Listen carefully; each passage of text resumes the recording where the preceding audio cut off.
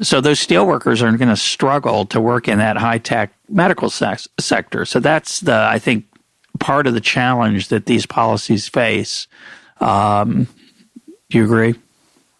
Yes, and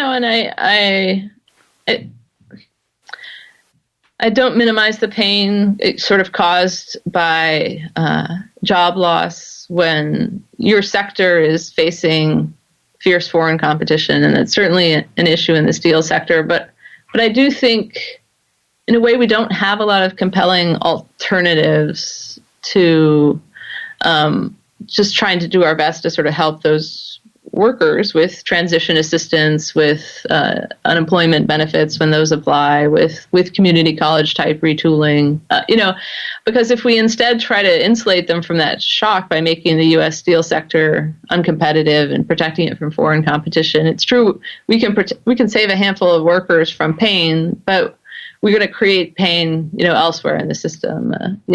The past year, General Motors paid over $1 billion in extra tariffs associated mostly with protecting the metals sector, right? And if we look at the cost of being General Motors, that's a significant amount of money. They estimated the strike cost them, about three times that, but that was a strike for 40 days. This is just some tariffs. The other point I would make, which is so hidden, but I think so important, is that once you open up the possibility of protecting your sector, your industry, your company from that foreign competition, you change the incentives to where you spend your energy as an executive in that company, from making a better product to making sure you have influence in Washington. Okay. And I find that to be an underappreciated cost of an activist trade policy. Yes, the political dysfunction associated with kind of encouraging rent seeking, basically, of companies are trying less to compete in the world market and more to curry favor with some bureaucrats so that they can get protection from world competition. I think that's a big problem. You make the point in your book, and I make this point also often when I talk about this, because I think it focuses the mind. Technological change and globalization are really a very similar phenomenon. They're both ways we can get more from the same amount of resources. That analogy, that parallelism is unappreciated in my view. Yes, and it's you sort of have to imagine, the same sort of difficulties associated with going back in time, right? If we wanted to undo the China shock, that's a very hard thing to undo. And similarly, we wouldn't all throw away our computers, right? Like, we lose a lot of things when we kind of go back in time. There's a reason that we like using computers, even if those computers ended up displacing, a lot of labor. It's hard to address that by undoing it. You have to find other ways to address it. So I want to sort of summarize this. The way I would summarize your view, which is similar to mine, is the following. There are a lot of things about technological change, innovation, and globalization that we don't like as a country. So when politicians talk about this, and I think a lot of policy advocates as well, including economists, they act as if there's a lever or a knob that we could dial and say, well, I don't want 10 on the globalization. I want 7.5, or I want 5. Of course, I don't want no technological change. I want to make the country better, but sometimes it's hard on people, so I want less of it. A little less. Not too much, just a little. I want to soften it. I want to reduce the speed of it. And those knobs aren't available. So what I like about your approach, the way I would summarize your approach, is saying, well, that's not realistic. Those knobs don't exist. We're better off letting the pie grow and just trying other policies, instead of trying to slow down the growth of the pie, which is prone to rent-seeking, cronyism, and so on, because that smooth knob doesn't exist. It has to be sector-specific. We're better off trying to soften the blow to the people who don't share in those benefits from economic growth that come from technological change, innovation, and globalization. Is that a fair summary? I think that is a fair summary. And I think one thing we lose sight of is actually how easy, in a way, it is to soften the blow. Like, we have really powerful tools through the tax system to make sure that when GDP goes up, everyone's income goes up, right? You can make tax rates negative at the bottom. It's not that hard to do, right? So I think the more we can look at these pie expanding things as really positive features of the economy, but then try to make sure that they really do benefit everybody by working through the tax system to make sure we have a progressive tax code. I mean, that's the policy I would really pair it with, and that's something that we know how to use and is feasible, effective, demonstrated, successful in the past. Besides that piece of it, what other tax policy would you think would be a good idea? You have a number of ideas in the book.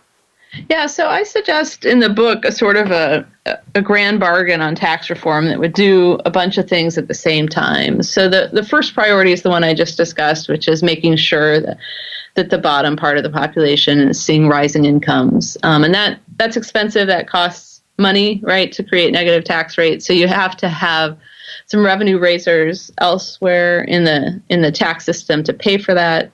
So I don't think extra deficit finance is a great idea for that goal. Like there might be some things that are worth deficit financing that are sort of far-sighted. But so I also suggest collecting more from those who've been successful. And what I think is the good way to do that is to pick a modest tax rate. It doesn't have to be a super high one. Perhaps it's slightly higher on the capital side than what we've had before. But tax all types of income the same. Cut down on sheltering opportunities across tax bases by basically making a person sort of indifferent about which form they earn their income, whether it's pass-through income or corporate income or labor income.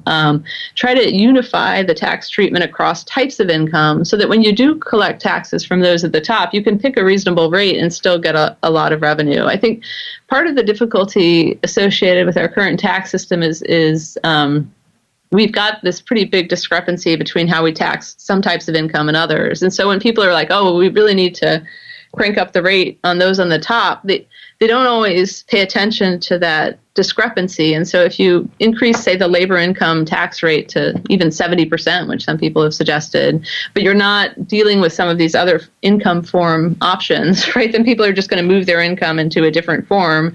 And it's going to be really distortionary in a lot of ways. So I think you can get away with much lower rates if you actually collect the tax and if you make them uniform across types of income.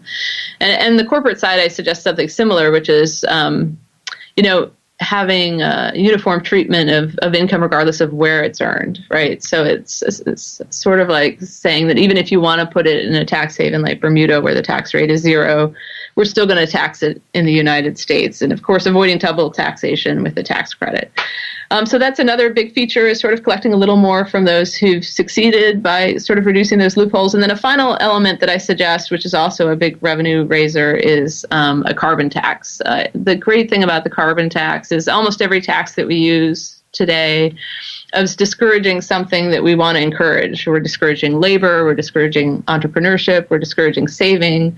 But a carbon tax is discouraging something that we think is really bad for the planet, carbon. And so it's really a beautiful economic policy as far as I'm concerned, because you raise money to finance the government or to pay for this earned income tax credit expansion or however you're going to use it.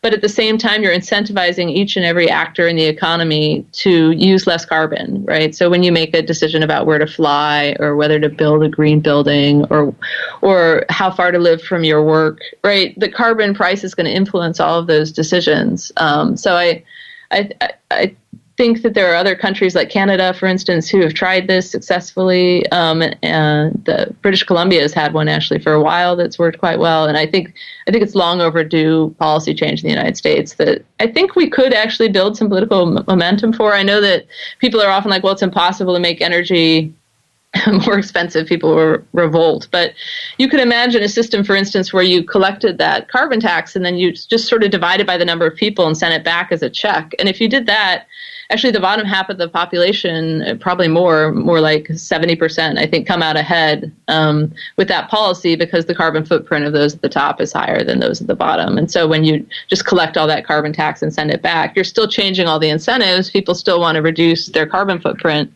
but they're not made worse off in most cases from that policy. And that's because their rebate is not related to their activity. That's exactly, the key part. Yeah. It's what economists call the jargon for that, is a lump sum tax. They don't really exist, but that's close. Yeah. Meaning not distortionary.